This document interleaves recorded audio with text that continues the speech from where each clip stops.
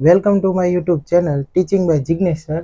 આજે આપણે ચેપ્ટર 2 એક્સરસાઇઝનો પહેલો સમ એની અંદર આપણે રકમની અંદર શું આપેલું છે તો કે Q1 બરોબર 5 ગુણ્યા 10 - 8 ઘાત, Q2 બરોબર -3 ગુણ્યા 10 - 8 ઘાત. પછી આ બે વિદ્યુતભાર છે એની વચ્ચેનું અંતર આપણે આપેલું 16 સેન્ટીમીટર. એના કયા બિંદુ આગળ વિદ્યુત સ્થિતિમાનનું મૂલ્ય 0 થશે? તો વિદ્યુત સ્થિતિમાન એને ઇંગ્લિશમાં શું કહેવાય? પોટેન્શિયલ. તો પોટેન્શિયલ હોય એને આપણે કઈ સંજ્ઞા હોય? V. તો V બરોબર કયા બિંદુ આગળ 0 થશે? તેમાં બે શક્યતા છે. એકવાર તો આપણે P છે કે નહીં A અને B ની વચ્ચે લેવાનું, એકવાર P A અને B બહાર લેવાનું. તો આપણે પહેલી શક્યતા વિશે વાત કરીએ. તો પહેલી શક્યતા એમાં P બિંદુ A અને B ની વચ્ચે હોય. તો હવે આપણે એની આકૃતિ દોરવી પડશે. તો આ A બિંદુ છે, આ B બિંદુ છે અને અહીંયા આપણે કયું બિંદુ લઈ લીધું? P. હવે આપણે રકમની અંદર આપેલું છે કે A અને B વચ્ચેનું અંતર કેટલું છે? તો કે 16 સેન્ટીમીટર. એટલે આ 16 સેન્ટીમીટર છે એ અહીંથી કે અહીંયા સુધીનું અંતર આપણે કેટલું આપેલું છે? 16 સેન્ટીમીટર. હવે આપણે P બિંદુ આગળ ગોતવાનું છે કે નહીં? તો P બિંદુ અહીંયા છે, બરોબર. તો પહેલા A થી આપણે ક્યાં જવાનું? P. અને પછી P થી આપણે ક્યાં જવાનું? B. તો A થી P નું આપણે અંતર આપેલું નથી એટલે ધારી લીધું X.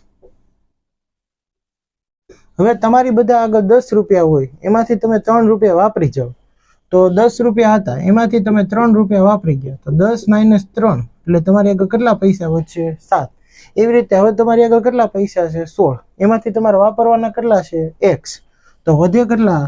તો કે 16 - X. તો પહેલું અંતર આપણે કેટલું લઈશું? X. અને બીજું અંતર કેટલું લઈશું? તો કે 16 - X. હવે આપણે તમારે બધા એક સૂત્ર યાદ રાખવું પડશે. તો કે V બરોબર શું સૂત્ર થાય? KQ/R. એક આ સૂત્ર આપને આવડતું હોય તો આ દાખલો આવડી જાય, વાંધો આવે નહીં. તો V બરોબર સૂત્ર થશે. તો અહીંયા આપણે કેટલા V મળે? 2. એક A માટે ને એક કોની માટે મળે? B માટે. તો V બરોબર V1 + V2. તો V ની કિંમત અહીંયા આપણે રકમમાં જ આપેલી છે, કેટલી થવી જોઈએ? 0. એટલે V ની જગ્યાએ કેટલા મૂકી દેવાના? 0. હવે V નું સૂત્ર તમને ખબર છે KQ/R પ્લસ આ V નું સૂત્ર શું થાય? KQ/R. આ 1 છે તો બધાને 1 નંબર લગાડી દેવાનો. આ 2 છે બધાને કયો નંબર લગાડી દેવાનો? 2. તો K પણ અચળાંક છે એટલે K ને નંબર નહીં લાગે. તો Q ને શું લાગી જાય? 1. R ને શું લાગી જાય? 1. એવી રીતે અહીંયા K અચળાંક છે એટલે એને નંબર નહીં લાગે. હવે કયો નંબર લગાડી દેવાનો? 2. તો Q2 અને R2. એટલે Q ને 2 લાગે ને R ને કેટલા લાગે? 2. તેથી 0 બરોબર K ના K એમ નામ રહેશે Q1. તો Q1 ની કિંમત કેટલી આપેલી છે? તો કે 5 ગુણ્યા 10 - 8 ના છેદમાં R1. R1 એટલે A થી P સુધીનું અંતર. એ કેટલું છે? X. એટલે છેદમાં X. પછી પ્લસ K ના K Q2. તો Q2 ની કિંમત કેટલી આપેલી છે?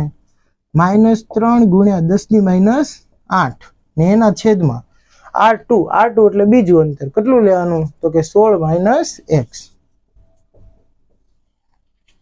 હવે તેથી 0 બરોબર આ બે માંથી આપણે શું કોમન કાઢીએ કાંઈ? તો કે K. તો K કોમન નીકળી ગયો. તો કૌંસમાં શું આવશે? તો કે 5 ગુણ્યા 10 - 8 ને એના છેદમાં X. પછી આ વત્તા છે અને આ શું છે? ઓછા. વત્તે ઓછે ઓછા. K વયો જાય તો વધ્યું શું? તો કે 3 ગુણ્યા 10 - 8 ને એના છેદમાં 16 - X. ને મોટો કૌંસ શું થઈ ગયો? પૂરો. હવે શું કરશું? તો કે તેથી 0 એમ નામ રહે. આ K છે કે નહીં ગુણાકારમાં કહેવાય તો સામે ક્યાં જાય? ભાગાકારમાં. આમ ઉપર છે તો સામે મોકલું તો ઉપરનું ઊંધું શું થાય? નીચે.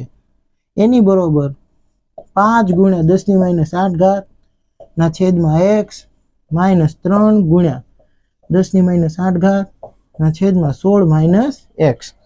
હવે આપણે આગળ આનું કરવું હોય તો કઈ રીતે કરશું? તો કે 0 ના છેદમાં K. 0 આરે રહેવી તો આપણે શું થઈ જાય? 0.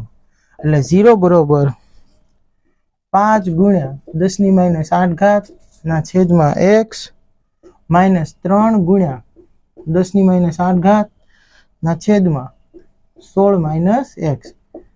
તેથી આ માઇનસ છે, આ સાઈડ લઉં બરોબરની, તો એનું માઇનસનું વિરુદ્ધાર્થી શું થાય? પ્લસ. તો એ માઇનસ હતું તો હવે શું થઈ ગયું? પ્લસ. એટલે 3 ગુણ્યા 10⁻⁸ ના છેદમાં 16 - x. હવે બરોબર 5 ગુણ્યા 10⁻⁸ ના છેદમાં x. તો ખાલી શું કર્યું? આ 0 નું લખવાનું હોય, 0 છે એટલે આ માઇનસ હતું, એ આ સાઈડ લીધું તો શું થઈ ગયું? પ્લસ. ને બરોબર કરીને 5 ગુણ્યા 10⁻⁸ ના છેદમાં શું આવશે? x. હવે આ 10⁻⁸ ને આ 10⁻⁸ શું થઈ જાય? ઉડી જાય, કારણ કે અહીંયા ઉપર છે, તો અહીંયા ક્યાં જાય? નીચે. તો આ ઉપર ઘાત થાય ને આ નીચે ઘાત થાય એટલે ઉડી જાય, તો આપણે ડાયરેક્ટ જ ઉડાડી દીધી. તેથી વધ્યું હું 3/16 - x બરોબર 5/x. વાય ચોકડી ગુણાકાર, તો 3 ની ચોકડી કોની હારે ગઈ?